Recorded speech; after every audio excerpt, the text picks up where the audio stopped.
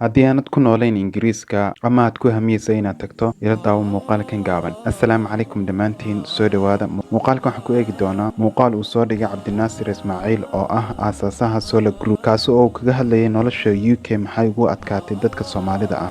run ahaantii waxyaabaha uu kaga warramay waa wax xaqiiq ah oo ku salaysan waayo aragnimadii, maadaama uu in badan ku noolaa Ingiriiska. hase ahaatee waxa uu ka soo guuray 2019 sida uu sheegayba. Muuqaalkan waxa uu soo dhigay horaantii sanad 2024.